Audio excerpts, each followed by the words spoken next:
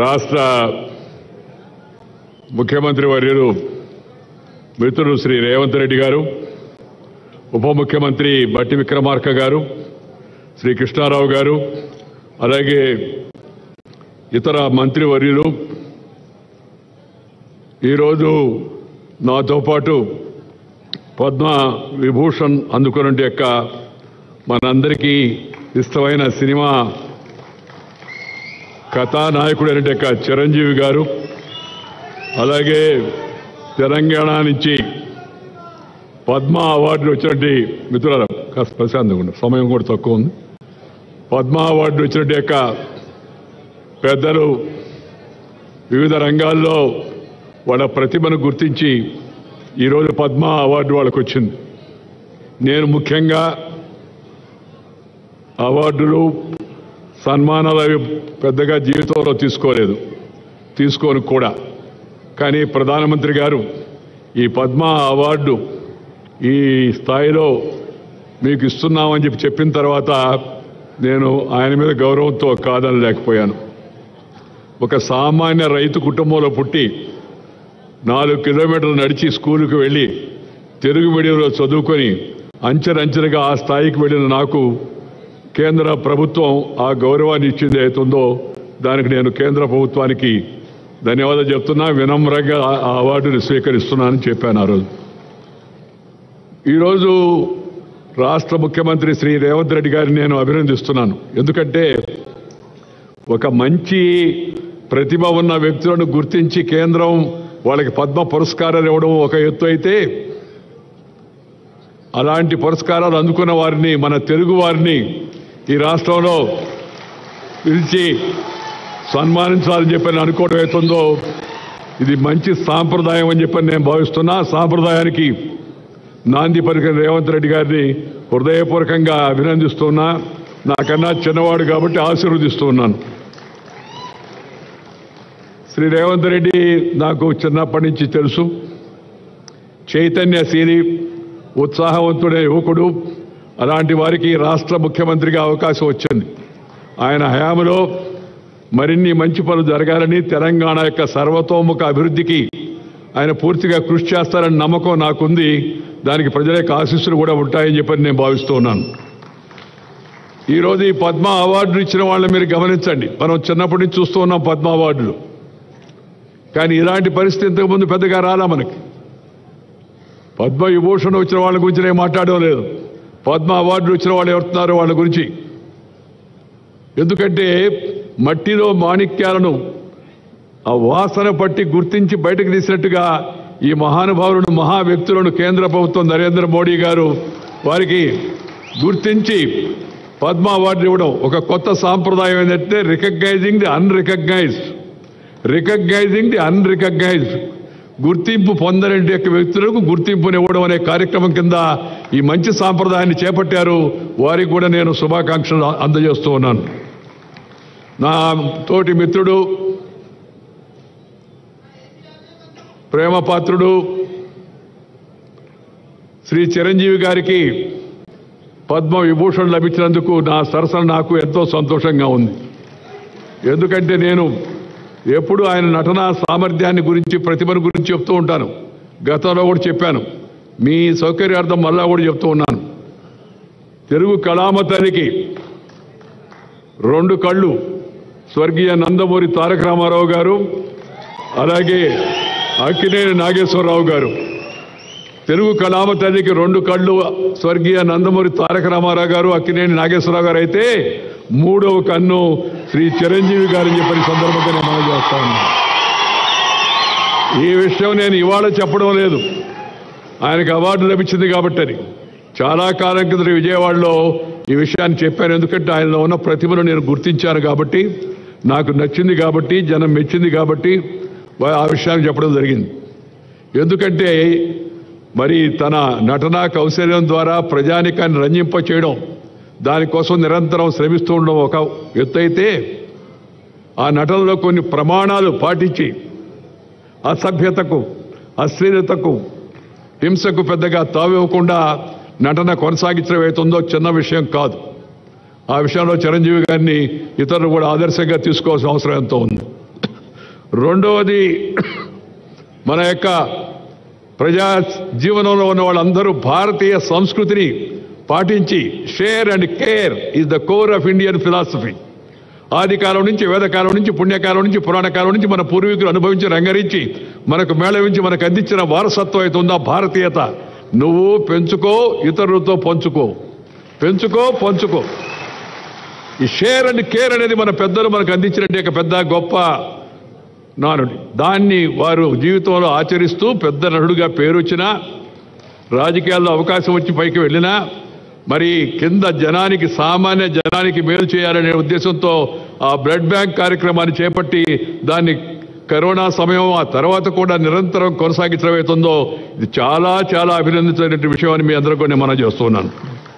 అందుకని సహజంగా వారికి ఈ అవార్డు వచ్చిందని తెలిస్తే నాకు చాలా సంతోషం వేసింది. మిత్రులారా, నేను పెద్దగా ప్రసంగించాను, సమయం కూడా చాలా ఎక్కువైంది, కాలాతీతమైంది. ఒకటి ఒకటి ఒకటి ఒకటి ఒకటి ముఖ్యమంత్రి గారిని నేను అభినందించాను, ఇందాక కేంద్ర ప్రభుత్వాన్ని అభినందించాను, ఈ పద్మ అవార్డు వాడు ఇచ్చిన అందరిని అభినందించాను. జీవితంలో పట్టుదల ఉంటే, కృషి ఉంటే ప్రతి ఒక్కరు కూడా ఉన్నత శిఖరాలకు చేరుకోవచ్చు అనేది ఈ యొక్క అందరి యొక్క జీవితాల గురించి మనం కొత్త యువతరం, నవతరం తెలుసుకోవాల్సిన విషయాన్ని మీ అందరికి కూడా మనం చేస్తూ ఉన్నాను. కృషి, అందువల్ల ప్రతి ఒక్కరికి జీవితంలో క్రమశిక్షణ, సమయ పాలన, మాట తప్పకుండా ఉండడం, నీతి నిజాయితీ, ఇతరులతో తనకు వచ్చిన దాన్ని పంచుకోవడం అవుతుందో అలవాటు చేసుకుంటే తప్పనిసరిగా జీవితంలో యువతరం కూడా పైకి వస్తారని చెప్పని నేను ఈ సభలో ఉన్న యువకులకే కాకుండా రాష్ట్రంలో ఉన్న యువకులందరూ కూడా నేను ఈ సందర్భంగానే మనవి చేస్తా ఉన్నాను. అలాంటి అవకాశం వస్తుందంటే ప్రయత్నం చేస్తే వస్తుంది. మనం ఇష్టపడిన పనిని కష్టపడి చేస్తే నష్టపడేది లేదు అనేది నా యొక్క భావన. ఇష్టపడిన పనిని కష్టపడి చేస్తే నష్టపడేది లేదని. ఈ వయసులో కూడా ఇలా ఉత్సాహంగా ఉండి ఇంత బురకరెత్తిచ్చేటికి నటన చేయడం అంటే చిన్న విషయంగా, దాని వెనక ఎంత శ్రమ ఉందో, రోజు ఎంత బాధలు పడుతుంటారో, ఎంత ఇబ్బంది పడుతూ ఉంటారో నటులు మనం అర్థం చేసుకోవచ్చు. బట్ శ్రమ, ఆ శ్రమ అది ఇష్టపడిన శ్రమ. ఇష్టపడిన శ్రమని కష్టపడి చేస్తే నష్టపడేది లేదు, మంచి గుర్తింపు వస్తుంది. దానికి వారి యొక్క జీవితం కూడా ఒక ఉదాహరణ అని చెప్పని సందర్భంగా నేను మనవి చేస్తా ఉన్నాను. ప్రజా జీవనంలో ఉన్న వ్యక్తులు కొన్ని విలువలు పాటించాలా. ఇందాక వారు చెప్పారు కదా, సాంప్రదాయాలు పాటించాలా. నేను ఈ వేదిక సందర్భంగా అందరికీ కూడా కోరేది ఏంటంటే, జీవితంలో మనకందరికీ అవకాశం రాదు, వచ్చిన అవకాశాన్ని మంచిగా ఉపయోగించి కొన్ని ప్రమాణాలు నెలకొల్పండి, కొన్ని విలువలు కాపాడండి. ఈ మధ్యకాలంలో అసెంబ్లీలలో, పార్లమెంట్లో వివిధ స్థాయిల్లో జరుగుతుంటే గలాటాలు ప్రజల్లో చాలా ఆందోళన కలిగిస్తూ ఉన్నాయి. One way it is demoralising the people. Keeping that in mind, one must correct himself and herself. ప్రతి ఒక్కరు కూడా తమ జీవితాన్ని సరిదిద్దుకునే ప్రయత్నం చేయాల్సిన అవసరం ఎంతో ఉంది. అవసరమైన వాళ్ళందరూ ప్రజాప్రతినిధులు అంటే ఆ ఎంపీలు. నేను చైర్మన్గా ఉన్న రాజ్యసభకి 5 ఏళ్ల పాటు, అంతకుముందు మంత్రిగా ఉన్నాను పార్లమెంటరీ అఫైర్స్, అలాగే ఇతర మంత్రిత్వ శాఖల్లో ఉన్నాను, చూశాను. ప్రతిపక్షంలో ఉన్నాను, అధికార పక్షంలోకి ఉన్నాను. మనము మన ప్రవర్తన జనమంతా చూస్తూ ఉంటారు, అభినందిస్తూ ఉంటారు. నాకు పాత రోజులు బాగా గుర్తు. నేను యువకుడిగా అసెంబ్లీకి వచ్చినప్పుడు నేను జైపాల్ రెడ్డి గారు మాట్లాడుతూ ఉంటే రాష్ట్రంలో ప్రతి ఒక్కరు కూడా సాయంత్రం 6 గంటల 15 నిమిషాలకి రేడియో పెట్టుకునేవాళ్ళు. అప్పుడు టీవీలు లేవు. విందాము ఏం చెప్పారు వీళ్ళని. నువ్వు కష్టపడితే, మంచిగా జనం కోసం పనిచేస్తే, నీ మంచి ప్రవర్తన బాగుంటే జనం దాన్ని ఆదరిస్తారు. అందుకు నేను సొంతంగా అనుభవం చెప్పాను. ఆ రాజకీయాన్ని ఇప్పుడు నేను ఇక్కడ చెప్పదలుచుకోలేదు. కానీ ఒక విషయం గమనించాలి. ఇప్పుడు ఇవాళ రాజకీయాల్లో ప్రమాణాలు తగ్గిపోతున్నాయి, జనానికి ఆందోళనగా ఉంది. శాసనసభలో, పార్లమెంట్లో ప్రమాణాలు తగ్గిపోతున్నాయి, ప్రజల యొక్క ప్రజా జీవనంలో ప్రమాణాలు తగ్గిపోతున్నాయి. అధికారుల స్థాయిలో, అనధికారుల స్థాయిలో ఈ ప్రమాణాలను మళ్ళా తిరిగి సరిదిద్దాల్సిన కర్తవ్యం మన అందరిపైన ఉందని చెప్పని ఈ శుభ సందర్భంగా నేను అందరికి కూడా మనవి చేస్తా ఉన్నాను.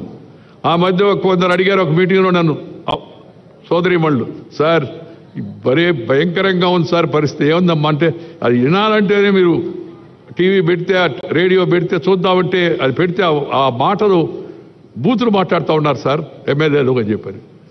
నేను చెప్పానమ్మా దానికి సమాధానం మీ చేతిలో ఉందని. మా చేతిలో ఎట్టుంటుంది సార్, వాళ్ళు జోలికిపోతే మమ్మల్ని ఏమైనా చేయరా అన్నారు. ఏం లేదమ్మా, మీ చేతిలోనే ఉంది. ఈ బూతులు మాట్లాడే వాళ్ళకి పోలింగ్ బూతులోనే సమాధానం చెప్పండి అని చెప్పాను. వాళ్ళకి ముందు అర్థం కాల, ఏంద్రా బూతులు మాట్లాడేవాడికి బూతులో సమాధానం చెప్పండి అడిగినాని. పోలింగ్ బూత్లో లోపలికి వెళ్ళి గుండె ముసుగేసి ఉంటుంది, లోపల బటన్ నొక్కితే ఫినిష్ అయిపోద్ది కార్యక్రమం. ప్రజాస్వామ్యంలో ప్రజలు రుజువర్తన లేని వారిని, నీతి నిజాయితీ లేని వారిని, ఇతర విషయాలపై ఆధారపడి జనాన్ని రెచ్చగొట్టి గెలిచే వాళ్ళని తగిన గుణపాఠం వాళ్ళకి చెప్పాల్సిన అవసరం ఉంది. సమయం ఆసన్నమైంది. ప్రజలు మంచిగా ఉండేటికి ఎన్నుకున్నాను కానీ ఎన్నుకుంటే ప్రజలకు కూడా మంచి జరుగుతుంది. కులం పేరుతో, మతం పేరుతో, వర్గం పేరుతో, వర్ణం పేరుతో, జిల్లా పేరుతో, భాష పేరుతో జనాన్ని చీల్చే ప్రయత్నాలు చేయకూడదు. అందుకని నేను ఎప్పుడు ఒక మాట చెప్తుంటాను, ఆ మాట చెప్పి ముగిస్తాను. Character, calibre, capacity and conduct ఉన్న వ్యక్తులను ఎన్నుకోవాలా. 4 Cలు character, calibre, capacity and conduct ఉన్న వ్యక్తులను ఎన్నుకోవాలా. రాజకీయంలోనే కాదు, ఏ రంగంలోనైనా సరే అలాంటి వాళ్ళని ప్రోత్సహించాలా. కానీ కొంతమంది నాయకులు కొత్తగా కనిపెట్టారు 4 Cలు. ఆ సీలు కష్టం కదా, అందుకని దాని ప్లేస్లో కొత్త సీలు కనిపెట్టారు. ఏందయ్యా కొత్త సీల్ అంటే? Caste, community, cash, criminality. ఆ సీలు బదులు ఈ సీలు. కానీ నేను వాళ్ళకి కూడా చెప్పదలుచుకున్నది, తాత్కాలికంగా ఒకసారి ఉపయోగపడవచ్చేమో, కానీ ఎల్లకాలం అది మనం రక్షించదు.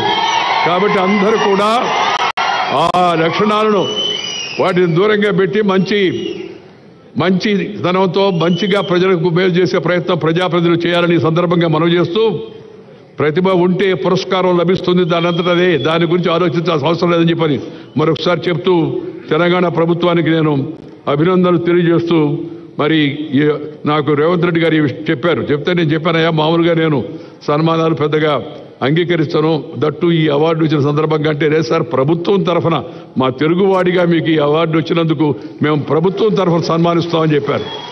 అందుకే నేను వెంటనే అంగీకరించాను. ఇవాళ ఈ కార్యక్రమంలో పాల్గొంటున్నాను.